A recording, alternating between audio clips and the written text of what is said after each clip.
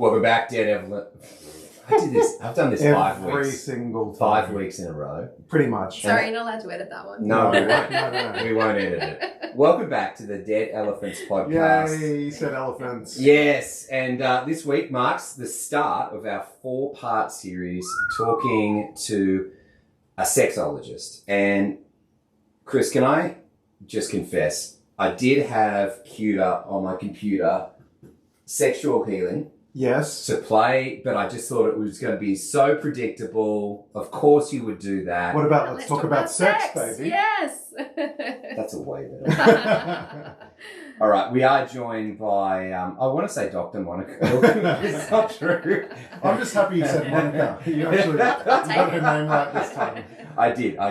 Welcome to the podcast. Thank you. Welcome, Lovely to Monica. be here. Thank you. I think first episode, right? We should just start by getting to know you. Yeah. Who are you? A Christian sexologist might be a strange term. I certainly feel like for a number of years in Australia, we had one peculiar unicorn, Dr. Patricia Weir-Coon, who was kind of championing it for the longest time and breaking down a whole bunch of barriers. And then here you are, cool, hip, talking about sex as well.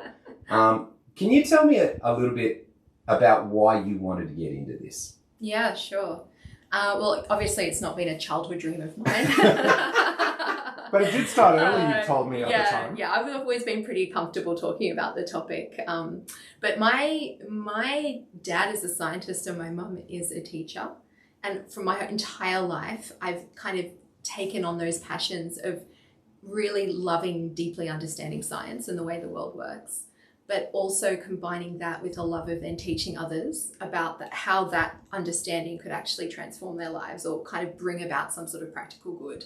And so that's taken me on this massive journey through medicine, medical research. I ran off with a science circus, did science shows around Australia and rural and remote parts Who of are you? Australia, Indigenous communities, and then landed at the Children's Hospital and was doing health education. And it was actually there that I really discovered that what we knew in theory around the area of sex and fertility wasn't actually getting out there to the general public. There was this huge gap between the teaching and the science and what was landing and transforming people. So I was like, I need to go into this space. This space is a massive bridge to be built. How old were you at that point? I was like early 20s. So it's sort of, done all that other stuff and really thought, no, this is where I think my place is. So I started very safely in fertility, felt safer than sex.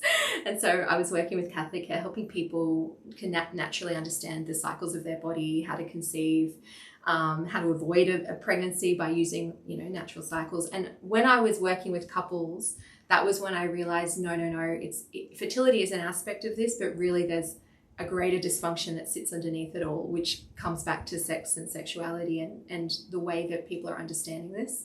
So at that point, I went back and got my master's through the University of Sydney. I did like a master's in sexual and reproductive health, majoring in psychosexual therapy, and haven't looked back. So that was the point at which I was like, okay, this really needs to happen. I followed it. And then this is where God took over. He just sort of opened doors and I just stepped through them.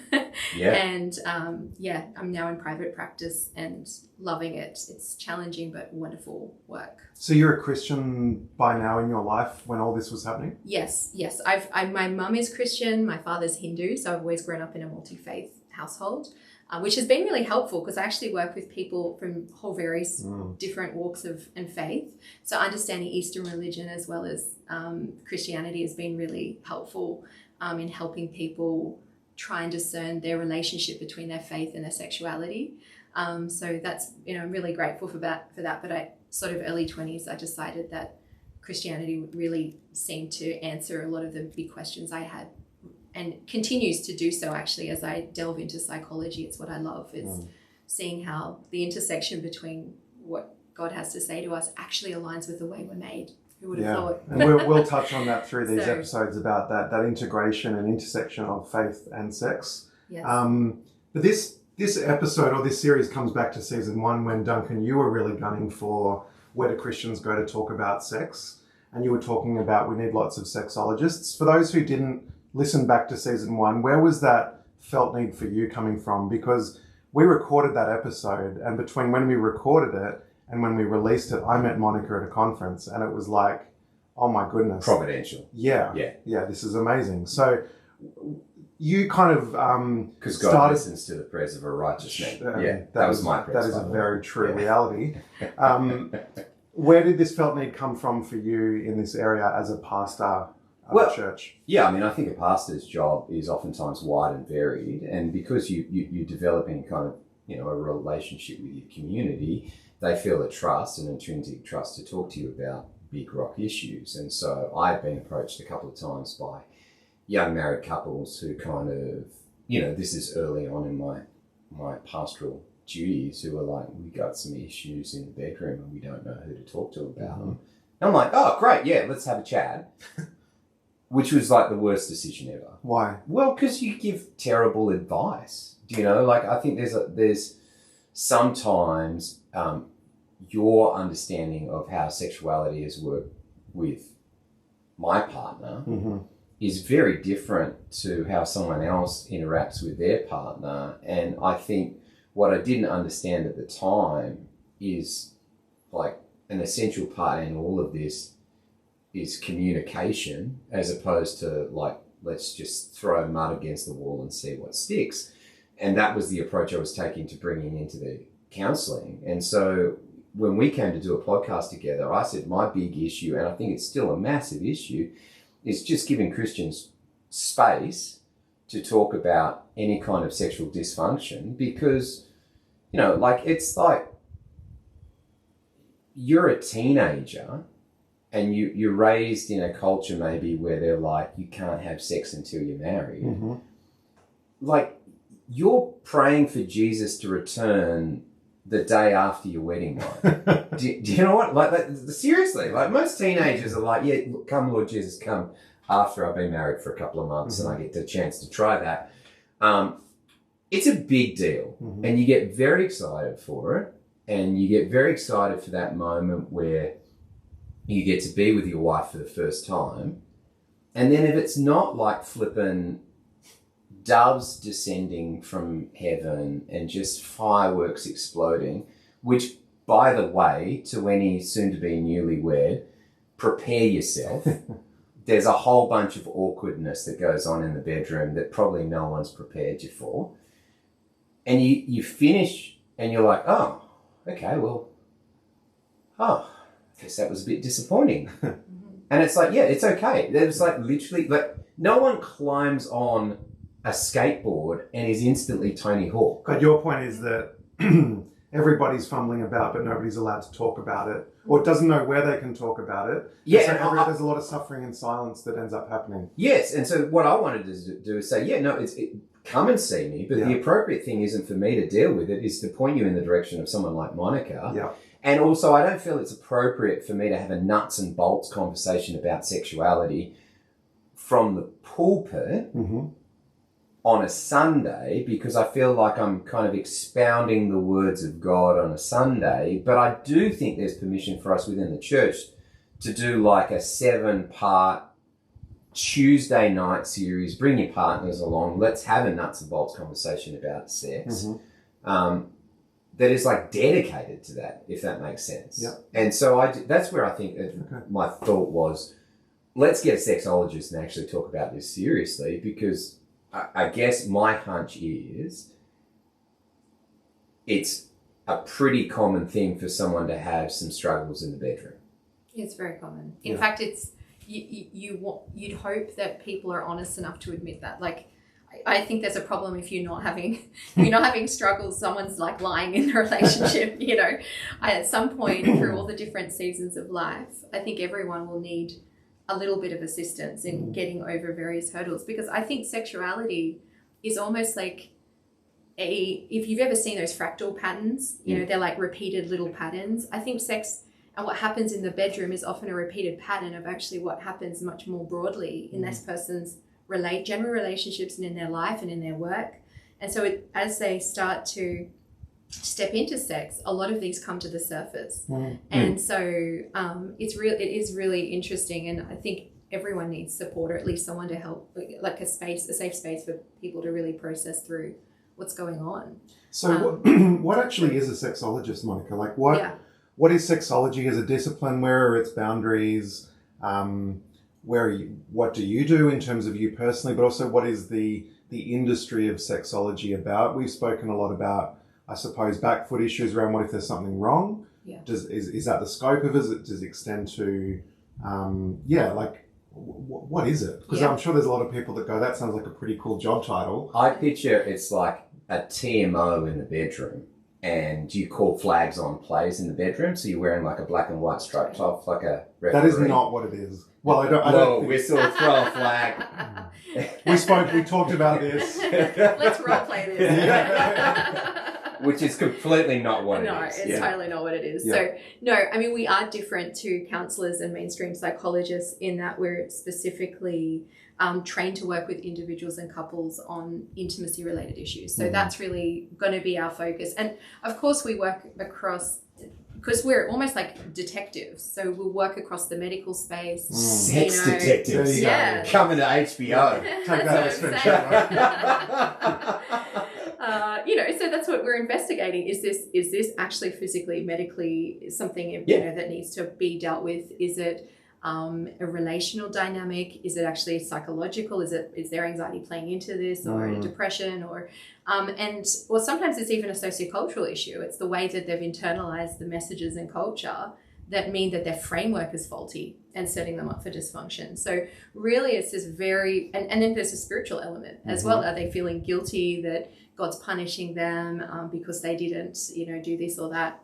And so there are so many different ways in which it might manifest. And that's why it is important to go see someone that's across that whole area so they can really start to see and narrow in on what is the root cause of what's going on and address that. So, and I think, and as you said, it's such an important space because people are struggling in silence. It often is feeding into their physical and mental health in other areas if they're not dealing with this. And there's not a lot out there for people, not a lot of other places for people to go to. The online space is full of misinformation. It's hard to know whether it's sort of valid and usually by the time they get to me, they've tried all these things and it hasn't worked or it's made the issue worse. So, so basically, even though people will come in and we may touch on relationship therapy and usually our primary goal is to focus in on to help them foster sexual wellness and whatever that looks like for them and that couple or that individual. So that's really the kind of primary focus of our work. And for me, there's a lot of psychoeducation, there's a lot of psychotherapy, a lot of different various techniques that we would utilize. There's even, I guess the way I work with it as well is an embodied somatic way. So that's what does that mean? Yeah, so that's working with the body. So the body up approach rather than thinking your way into good sex. It's listening to the wisdom of the body and really sitting in where the trauma might be stored in an embodied way and giving people greater capacity to sit with those emotions and also listen to what their body might be saying about certain things. It's Can really you give an example? I'm new to this concept. What does it mean to listen to your body? Yeah, so let's say someone's talking about really they're numb or they're not experiencing any sensation or and they're getting quite emotional about it. You might just say, well, I want you just to slow down and notice what that feels like in your body. I want you to really slow down and notice where do you feel that? Even that numbness, even numbness itself is a feeling. When you think about that, where do you feel it? And then they will often drop in and they might say, my chest, I can feel just a kind of big empty space, vacant space in my chest. And I'll say, okay, just sit with that for a little bit. And now I'm going to ask you, if that sort of empty, vacant space in your chest could speak, what would it say? I need Jesus. And it gets very profound. It gets to the core of things much faster than this kind of cognitive back and forth. And people often come into me and say, I think I know that I shouldn't feel shame around sex, but I just can't seem to knock the feeling. Yeah. That there's this shame and trauma that is actually stored in the body that emerges in sex that they can't think themselves out of. So are you saying that what I'm trying to work out is the horse and the cart? I think what you're saying is that dysfunction in sex is often, not always, but often a prism for other things going on in one's life and psyche. Is that or is it that because sex is difficult, that then... So what's the horse and what's the cart in your experience? And it could be anything. You know, sometimes this is what people come in and ask me. It's like, is it that the relationship is bad, so we're having bad sex, or is our bad sex relating to our bad relationship, right? Yeah. And it could be both. It could be, it's hard. That's what we have to sort of start to work on is as we start to help with the sexual space, does your relationship get better? Yeah. Or if not, let's start with the relational dynamic. But it's sort of, it's like chicken and egg stuff. It's like they're contributing to each other and it's hard to know really what's what until you just go in intuitively, start working in a space. And sometimes it'll be very obvious. It'll be like, no, look at the way you're talking here in session. We need to talk, you know, why would you want to have sex with each other if you're screaming at each other from across the room? Yeah. So, yeah, it's not a safe space. Okay. So, yeah. So the sex is usually better after the screaming. It can be for some. Yeah. Okay. So can you have like one inappropriate comment per episode in this little... No, well, at least 4 or 5. So I just put a little E on this podcast. And that's fine. That's true. So. Actually, my kid said to me the other day, Dad, your podcast has the naughty word sign on it. They noticed that E was next to it on the App Store. I think I do it on a couple of them. Yeah, you do. Yeah, just to be cautious. I think it gave me like points though in my kid's mind. It's like, oh, Dad. Yeah. You're a bit risky. I do. Just trying to make you cool for your kids. So harder than it looks. It is. It is important to realise as well. This is another thing I wanted to add is you get specialist sexologists too. Mm-hmm. So you might have people that are working specifically in the kink space. Mm-hmm. Or specifically with HIV and STIs, or, you know, so it's important to also realize that there are these different categories of sexologists as well, that not all of them are like me working in this space, like kind of with classic sort of sexual presentations, but you can get very specific specialties. Okay. Even in polyamory, you might get someone working with, that's something I don't work with, Can like you just one explain relationship. polyamory for us? Yeah, so that's sort of like where people are having multiple relationships, multiple committed relationships, and trying to navigate that space. I find it hard enough to navigate in one relationship in the room, so it takes a very specific sexologist to know how to work with that concept, and, you know, non-monogamy and that whole world. So you don't do that stuff, but there are people out there. There are people that do. Yes. Yeah. So in your work, at least, what do you see? Like, what are the big common issues that come up time and time again? Yeah. I kind of broadly categorize it through the lens of like men's issues, women's issues, couples issues, and then the sort of few extra ones at the end. Yeah. So mainly the issues I see with men is like delayed ejaculation, premature ejaculation, and erectile dysfunction. They're the 3 that usually mobilize men into coming into my rooms, or struggling with libido, struggling with kind of having energy or any sort of want or desire. Yeah, okay. So that's a pretty big one. And then, and also porn addiction and porn-related issues, just feeling like quite dependent on it and not being sure about whether it's actually helping them or hindering them with their erectile function or, you know, with their ejaculation and things. Can we just say explicitly that it doesn't in any way, shape or form help you? Yeah, I mean, is that true? Well, more and more is coming out that way. You know, if you go into the research space, you'll find you'll find work on either side of the coin. You will find stuff that says, yeah, you know, for us, it sort of has really helped us and blah, you know, but having said that, there's more coming out that's actually, no, it sets up high performance pressure. Yeah. And we can talk about porn in a little bit more detail around what I'm seeing, particularly around the outcome of particularly high levels of, you know, porn use. Yeah. But every person's different. You know, there are some people that come in, they've been using porn for ages and, you know, they're just fine. So, and they're coming in with the different issues. So it's sort of, and there's also a part of me that wonders, is it actually the porn that's the problem, or is it actually the anxiety they're experiencing? They're using porn as a self-soothing mechanism. And actually the deal is actually around dealing with the anxiety and not jumping straight to the porn as the piece of the puzzle. So yeah.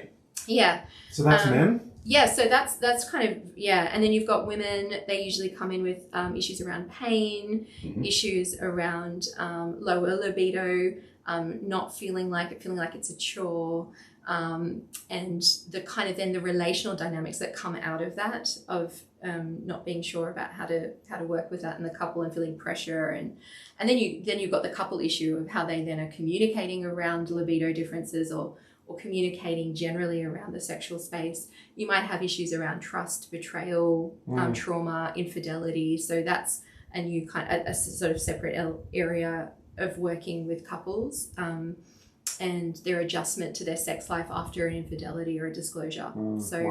That's pretty huge. And then you have the people struggling with sexual orientation and identity as another space as well, and particularly for people that have faith, and not just Christianity, but just any other sort of conservative faith, trying to manage and understand and sort of bridge their faith journey and their sexuality. So that's kind of broadly speaking the nuts and bolts of what I work with, but there's a lot of other nuance. Well, Duncan asked for nuts and bolts, and I think we've it's been a helpful. I just love how normal you speak of these things. Like, I think that's part of the key. Like, the 12-year-old in me wants to giggle every 3 seconds that you speak, but it's also the Christian in me goes, are we allowed to speak about this? Like, I want to get to the Christian stuff. This is a little bit too, but actually no. I think to the point of Duncan's remarks last season, I guess theologically you're tapping into a lot of physical body stuff and spiritual stuff that God has made. And we will talk more and more in the future episodes about the theology and the sexology integration. But even as you've just shared, I suppose, without the faith element to what you've just said, it's so important and it's so real, and there's so much pain that can be associated with all of this that just makes me think, yeah, we have to Duncan's point last season, we have to have a space to talk about this more. Yeah, I think as you were listening to some of those common dysfunctions, I think the it's painful during sex is one that I've seen crop up a bunch in people who have come and talked to me. And that's often the one that I'm like, I've got no solution for what to say to that, which is why I think it kind of led me to, I need an expert who can step in and give some advice, because just keep doing it until it doesn't hurt, I don't think is very helpful, because then you start to associate a whole bunch of other stuff with that experience. And I think it also creates a binary understanding of sexuality being something related to penetration as opposed to a much more full understanding of sexuality. Is that a fair assumption? Yeah, for sure. And I think that, and particularly Christians, they really elevate that intercourse piece, often because they've kind of gotten away with doing all this other stuff before they've been married, and they've justified it. We know what you do when you date. Sorry. But, really when they get to that other side, it's like sex is intercourse because it's been the only thing they've kind of held off doing.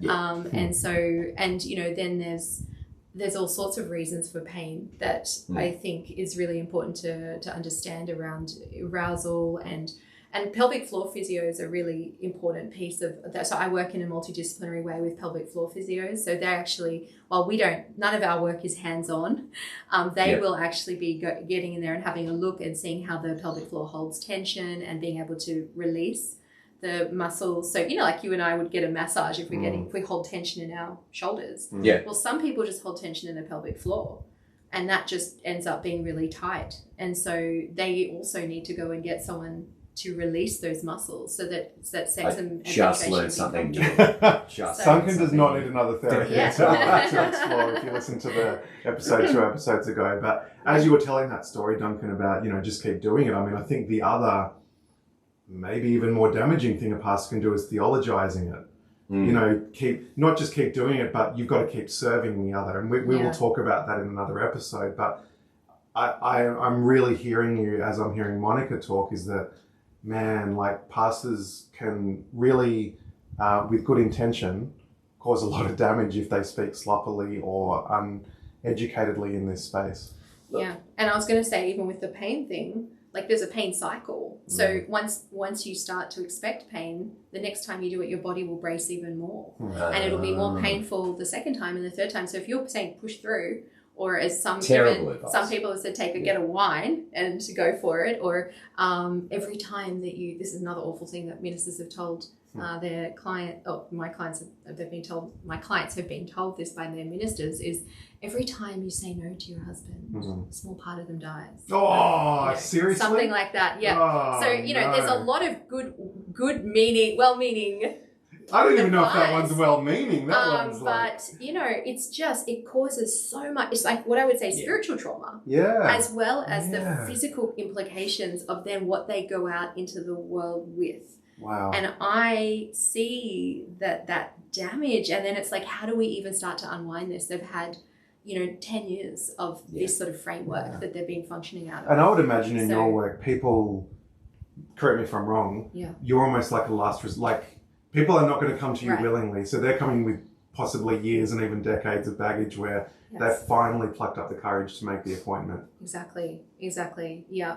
And so there is a lot of, work to sort of work. There's a lot of things to work through often by that stage. Well, and it changes too over time, right? Like you do premarital counselling for newlyweds, and that's a very different conversation about sexuality as opposed to, I don't know, a couple with their first kid. Yeah.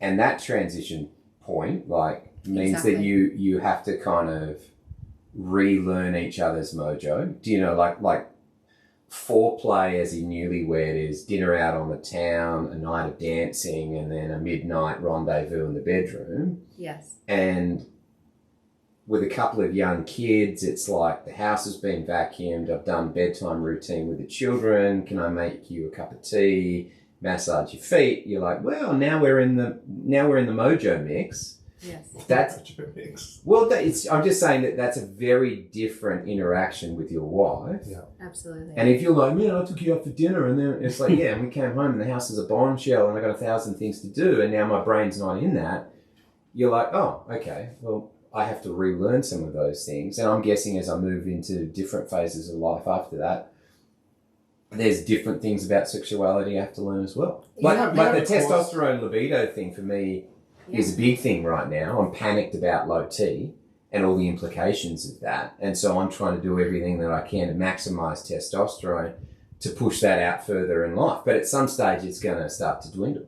Yeah, I mean, look, there's a whole lot of stuff I can talk to you about testosterone. I don't think it's as dire as you think it might be. I think there's a lot of stuff out there. I mean, men actually make more testosterone than they need.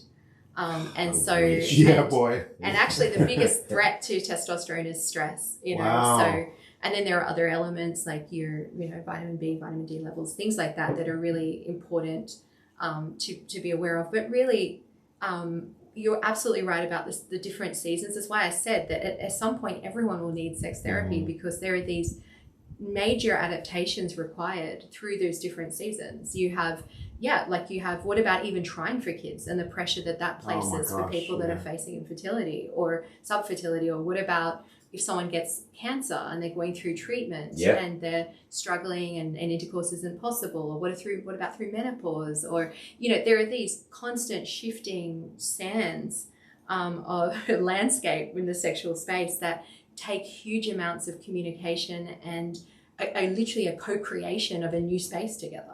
And if you don't have the language, if you don't have even the courage to speak about it and go there, you end up with a lot of dysfunction and it's like an iceberg. It's like, here is the tip, but under here is many things that this person's been struggling with. And then deep mental health issues as well around not knowing how to express that and feeling listless, helpless in life because they're not entirely sure how to deal with these deeper things that are going on within them that they feel like they can't share. Okay, so this is really good stuff. I reckon we kind of delve into this with maybe a bit more of a Christian perspective on it in the next episode. Monica, sensational start by you. Looking forward to next week's conversation when we go a little bit deeper from a Christian perspective and tackle some of the things that were said well from the front, some of the things not said well from the front. Which like a little part of your husband dies. Oh my God. Wow. Isn't the French term for orgasm a little death? Yeah. And I believe you. Can I actually say I love that. I actually use that in my therapy because in the Western context of sex, it's like orgasm is everything, right? Yeah. But with the Eastern side of tantric sex, it's all of the lead up that is the pleasure, and sex, the orgasm is actually the little death. It's the end of it all, and it's not the focus. And actually, the longer you can hold off orgasm, more time with foreplay. Yep. the more pleasure you got. Wow. So why head There's a towards little reframe. death? Yeah. Wow. Genius. On that note, we'll Yeah. see you again next week. See ya. Goodbye. Oh, you're so good.